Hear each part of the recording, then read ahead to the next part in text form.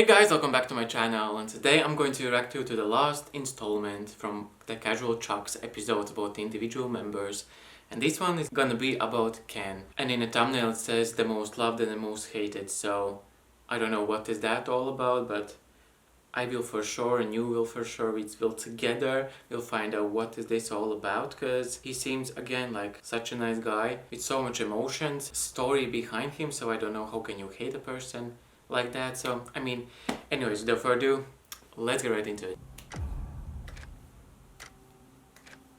Sino ang pinaka-spoiled sa grupo? Ito Spoiled?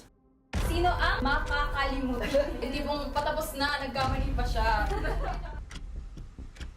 Bakit na lang Ken? Bakit si Ken? Bakit si Ken? Please stop it. They're just mean.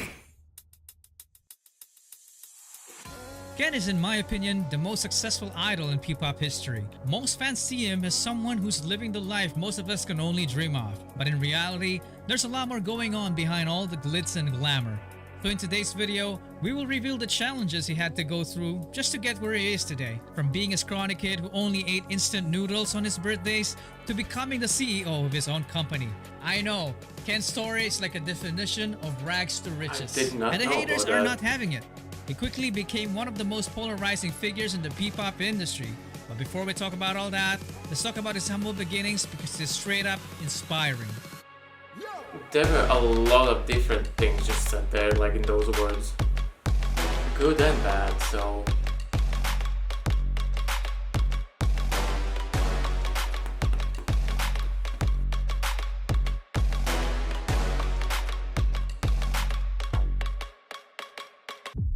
It all started in Pagadian, Zamboanga del Sur.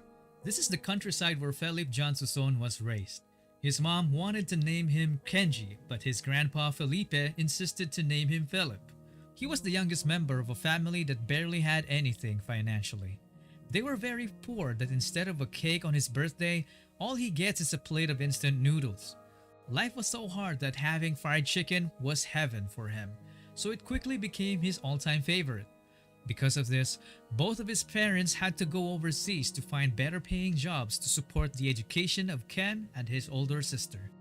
He had to be taken under the care of his grandparents. He then grew up in a church and his grandpa was the pastor. He was just a scrawny kid who likes mathematics and discovered drawing as his first talent. So he went on to become an editorial cartoonist in school. Family gatherings in the Philippines always require a karaoke machine. And Ken's extended family wasn't a stranger to that. He used to hide during these occasions because he was always asked to sing. I was told by some sources that Ken had a very good singing voice as a kid but lost his confidence when puberty hit because it gave him an ultra deep voice, which turned out to become one of his greatest assets in the future because of the dude named Pablo. I never thought na may mga tao talaga makapag-appreciate ng voice ko. Kasi hindi ako ganoon ka confident sa voice ko kasi yung range ko mababa lang tapos malalim yung boses ko. Ngayon, parang naging na-appreciate ko na yung boses ko dahil may mga tao nakaka-appreciate na. Nice. Anyway, his newfound love for music got him to learn his first musical instrument without anyone teaching him. So he ended up becoming a southpaw guitarist but later fixed it as he learned more. He was also active in sports, representing his school in regional tournaments. He played some table tennis and sepak takraw as a spiker. For those who don't know, this position requires exceptional skills to perform explosive jumps to block and spike the ball. The teacher saw this as a potential that can translate into good dancing. He can do that. So he was offered to join the dance club for better grades. He was hesitant at first, but when he tried, you all know what happened next. Watching his early clips feels like he was born to dance. He was even hired by his school to choreograph some dance routines. He then moved to Cagayan de Oro to study architecture in college. He became a member of the dance crews called Excite, GA7, and Amigo 7.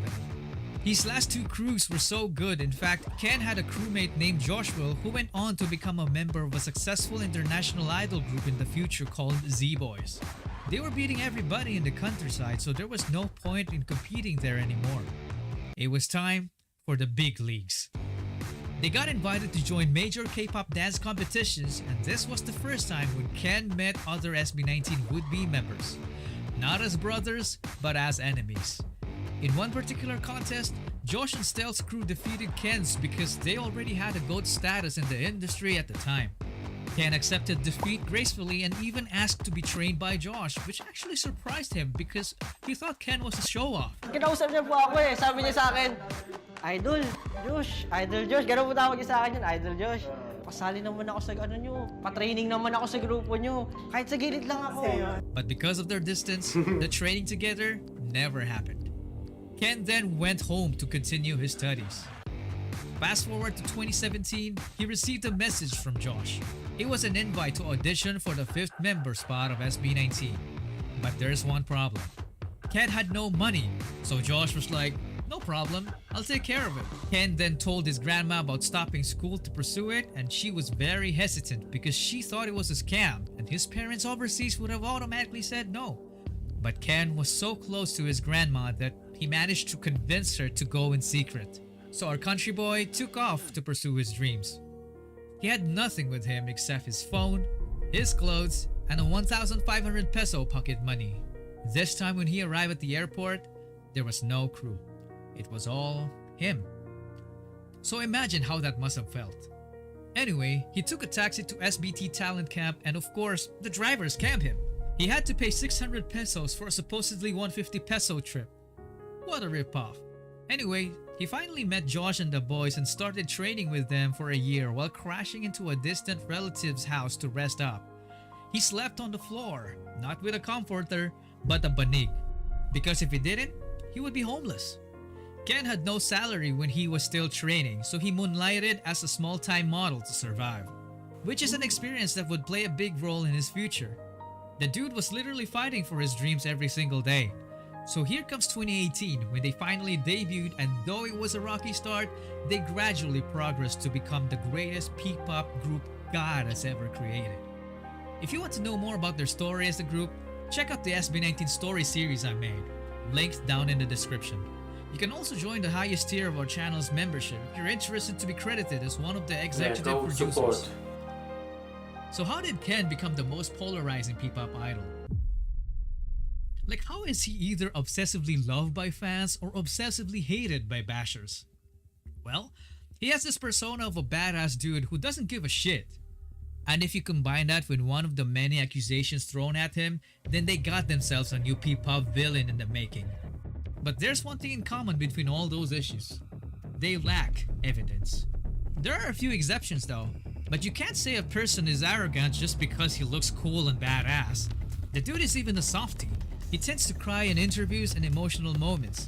His awkwardness as a kid is still there, and this TikTok clip says it all. Me and you and you and me, just us and your friend Steve. Do do do do do do do Steve. Do do do do do do Steve. Do do do do do do Steve. Do do do do do do Steve. Do do do do He's just doing like his own thing somewhere. do Steve. Do do do do do Steve. Also, you can't His just own call zone. a person lazy just because you've seen a few clips of him sleeping. I mean, isn't it a result of him working too hard? Being an idol and running your own clothing company at the same time is no joke. The dude only used to draw this aspiration, but now he made it happen. He managed to build a company that sold out merch in just minutes. It's insane. It's even rumored that his company is now worth more than $1 million. Whether it's true or not, it put an even bigger target on his back. And haters started coming up with even more ridiculous claims. Oh my God, Like people accusing never him will of be- copying two K-pop music Okay videos with just because anything. they have a similar vibe. This was easily debunked though. If you want to check it out, I made a video about it, link down in the description. His main dancer position got also heavily criticized because of one single clip of him messing up on live TV. It was unfair in my opinion because Ken has always been consistent in his dance performances, yet the haters suddenly forgot about how good he really is. Ken never fired back. Or did he? I mean, people don't need a lot to like target people. As I find out people are horrendous. Hades on the way. Nagtatago kapag sa likod ng dami ang kampapre. Yeah.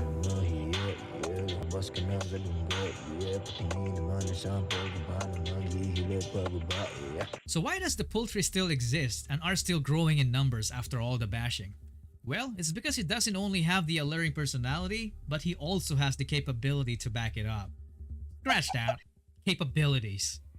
What's crazy about Ken is that he has already shown us enough talent like his exceptional dancing and singing that is enough to fulfill a main vocal role. Saan darating ang mga salita na nanggagaling sa aming dalawa?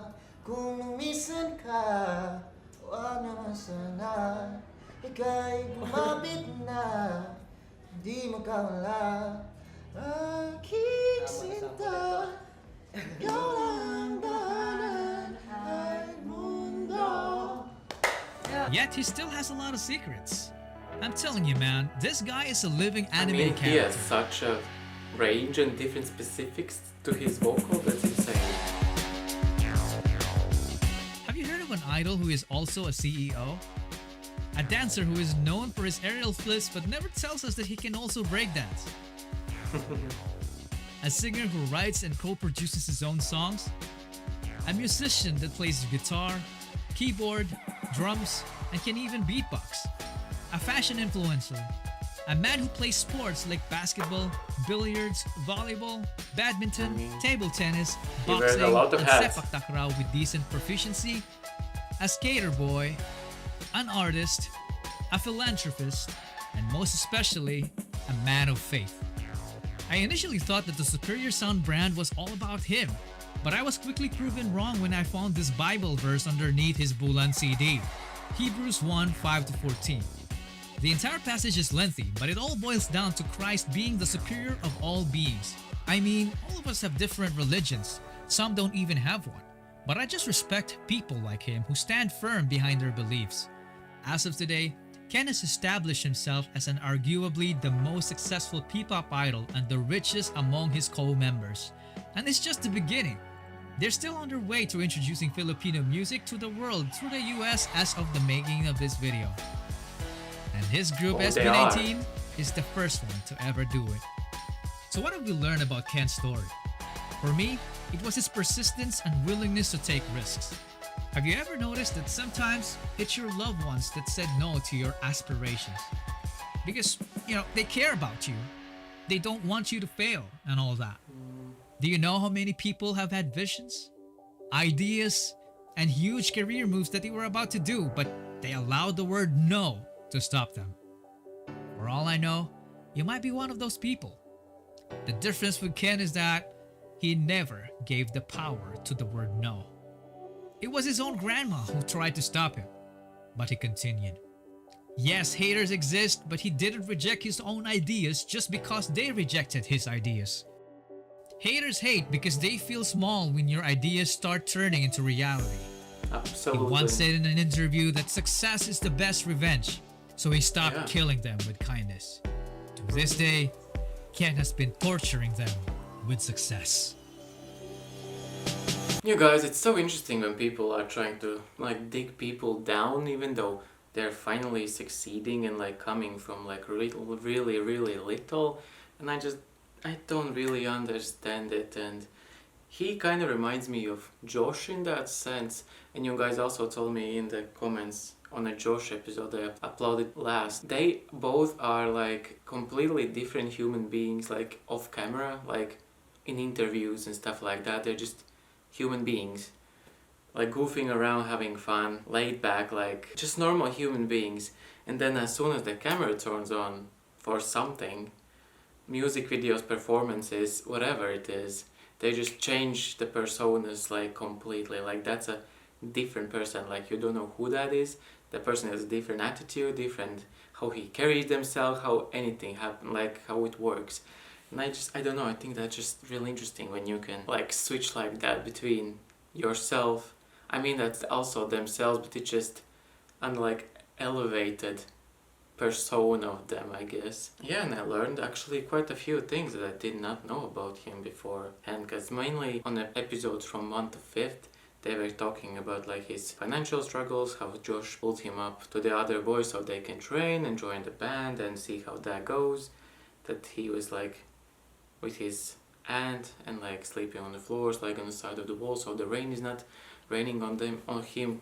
You said that to me in the comments, I read that. That's also just crazy. Yeah, about his voice, I didn't know that he had like different type of voice, and then the puberty hit and he was like, oh, I don't know, like this is like really unique and I don't know how I feel about that. And then Pablo pulling that out and being like, no, embrace it, that's so cool that you can do that, that's like your thing. Also like the clothing thing and just all the things that they listed of him is just insane, how one person can work out all these hats and wear them on an every daily basis. It's just admiring in my opinion. So I don't know how people can love and hate a person that you can see is a good person.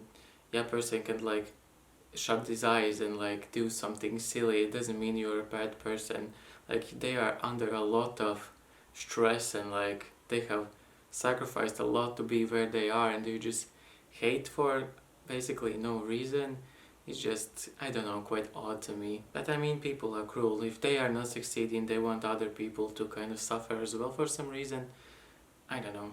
But yeah, I really enjoyed this episode, and for now, I guess this is the end of the Casual Chuck episodes, because this is the last one, as I believe. If there's any other, please leave your comments down below so I can see them and I can check them out in the future. But yeah, I mean, I loved each and individual episode of each of them except Justin, but I have also read in the comments that something maybe is coming because someone has talked with someone about that. But I mean, for now there will be 4 episodes of them, and I feel like I'm really starting to understand and learn about each of their personalities, their journeys, where they are, where they're standing right now, and I have really enjoyed all of these episodes. This butterfly effect of them meeting and just struggling but like thriving now has been really, really inspiring. So thank you for suggesting for me to react to these episodes, and I don't know what's next after this, but I will see you with that. Yeah, see ya.